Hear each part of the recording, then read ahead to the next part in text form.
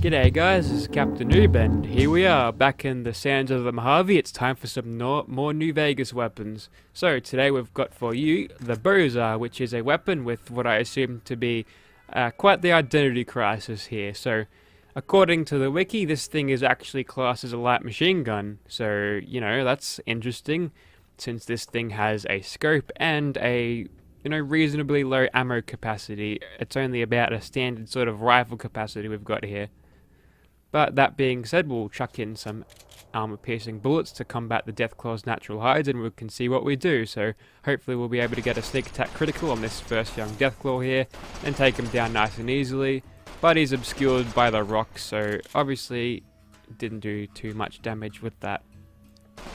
But as you can tell there, I got that notification for a sneak attack critical, so we did alright.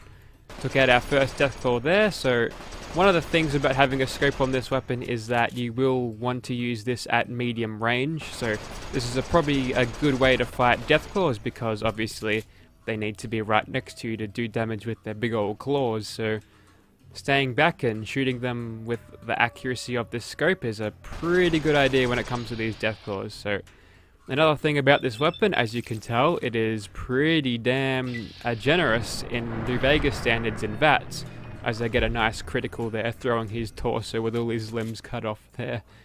I love the New Vegas way of doing violence. It's so over the top, it's brilliant. Anyway, coming over this ridge here, yes. Going about the VATS thing, so usually with a two-handed rifle in this game, unless it's an energy weapon, you're going to be hard-pressed to get in more than 3 or 4 shots with a a ballistic rifle. So as you can tell there, I'm getting 5 shots out of this, which is exceptional. Very, very good. Now if only I could hit it. Are you gonna reload? Are you gonna shoot, mate? Come on, do your thing. I think New Vegas just glitched on me for a second. This gun is a little bit temperamental, it would seem.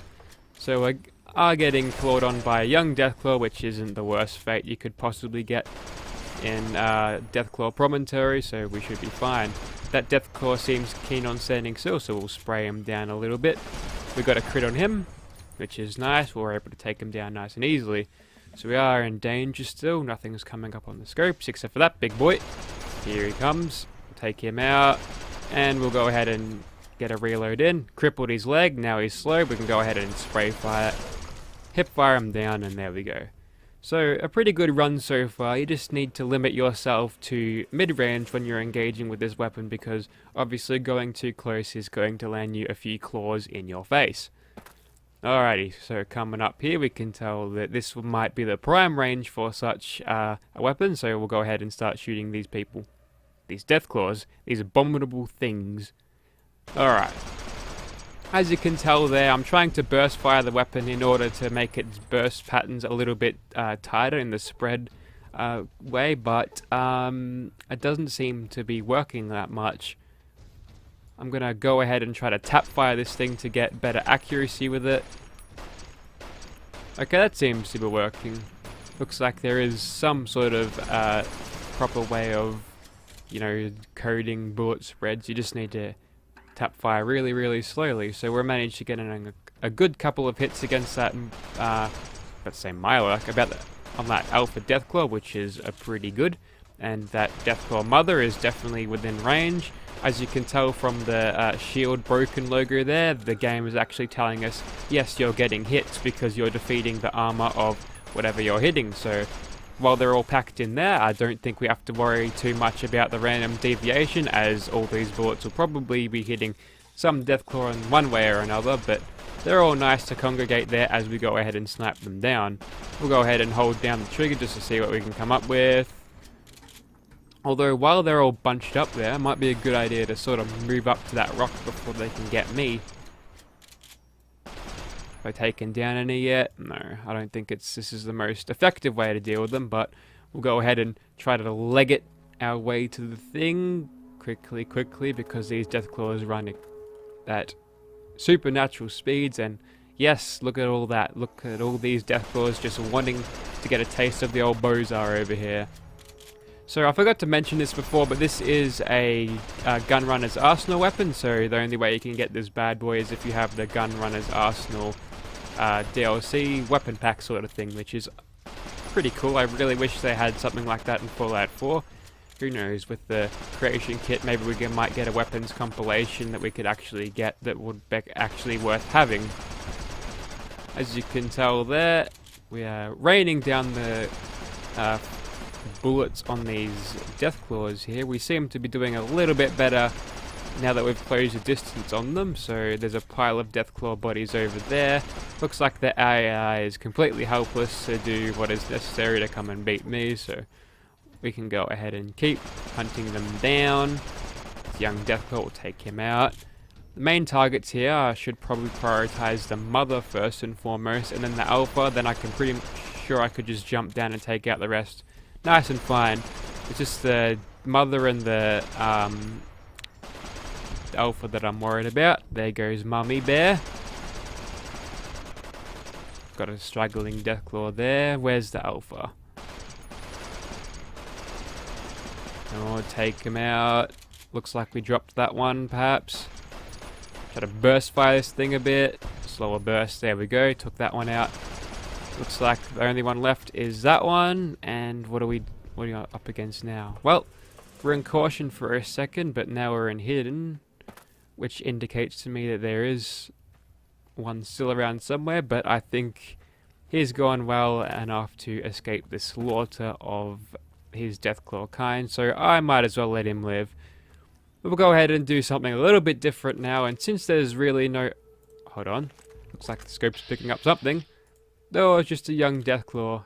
You know what? I'm going to spare him the fate of seeing his entire kind ripped to shreds by Bozar, so I'm just going to do him a favor and mercy kill him right here, right now. No, come over here, dickhead. Come back. There we go. So we're out of armor-piercing bullets. Let's chuck in some 223s in and see what we do here.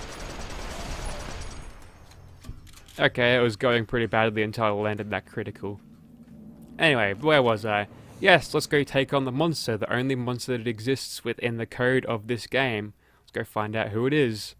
And the terrifying monster we'll be taking on this day is none other than the Vendertron. Nah, just kidding. If you can hear the noise in the background and are familiar with it, we are taking on the giant Robo-Scorpion from the Old World Blues DLC. So we'll go ahead and get stuck into him now with our 30 armor-piercing bullets. As you can tell there, we plugged him with a whole mag full of them, and we only did about 1 health bar of damage. So this might take a while. But luckily for me, I've planned this fight, you see. I am like Batman, and I go ahead and plan fights before they even happen to make sure I win. So I've gone ahead and ate some Radax before engaging this giant target, because as you can tell there, we get a little bit of radiation every time he shoots his giant death laser at us, which is pretty nasty. And luckily for me, these gunrunners have been reduced to nothing but piles of plasma goop, so I'm not going to get any protests of being here from a pile of goop, so that's nice. We'll go ahead and take on this red scorpion within the safety of the gunrunner's compound here, and we'll do so firing this thing at the medium ranges. So we're doing a pretty decent job so far. Bozar's not entirely accurate while firing at full auto, but this is a good way of getting your DPS up if the spread decides to be nice to you. Now usually what it'd do now is sort of turn around and start shooting at me, but for whatever reason he's kind of bored today and doesn't really want to go into combat. Alright, here we go. So he's going to continue firing his death laser at me, which can one-shot me by the way, so what I need to do here is sort of peek around corners, and whenever he points his giant tail at me and charges it up, I duck behind this little wall here and I should be fine. Untimely reload there. Managed to just duck out of the way for that one, so that was lucky. And comes a charging, so this thing, while it has 30 bullets and I think it's low, you can actually time it pretty damn well with the shooting of the scorpion tail there. So as I'm shooting my mag, the time I have to reload, he's charging up his little thing, and that's around all the 30 bullets that I get out of my mag, which is pretty decent. Alrighty, so we've got about 600 bullets left, so we should be able to take him out with the rest of these, hopefully. We'll just have to see. So, keeping aware that his radiation little laser beam there does do it through walls, we want to sort of back away from the wall and not entirely hug it because that'll give us radiation poisoning. I've seen this being like up against this dude before without any sort of rad-X or anything, and he's done like 24 to 30 rads per hit, and that's not even on direct hit, so not only will it knacker your health, it'll fill your rad bar up real fast, which isn't the same as the health bar in this game. You can debate whether which system is better, but I don't know. There are pros and cons to each in my opinion. So, how are we going on that giant tail of yours? Have we crippled it yet? I feel like if we cripple it, we might be able to take him out. Looks like he's trying to clip through the wall there and climb over. That's a terrible sight. Okay, so we're back into combat once again, and he's managed to climb over the thing. That's terrifying. So we get pretty bad accuracy with VATS here, but I think we can go ahead and keep shooting at him here because the line of sight between me and his tail is currently blocked off by that building, which allows me to continually fire bullets into his face until he is dead. And once I get the killing blow on him, we might want to back away from him, because from what I remember, he goes off with a bang. A bang! A bang! There he goes. With a bang. That's probably one of my worst little commentary screw-ups that I've ever had. So, in this pile of giant golden red scorpion pieces, yes, I hope you've enjoyed this video, and if you'd like this weapon for yourself, go check it out with the Gunrunners DLC that probably everyone already has now. I mean, New Vegas has been out for years, so thank you for watching, guys.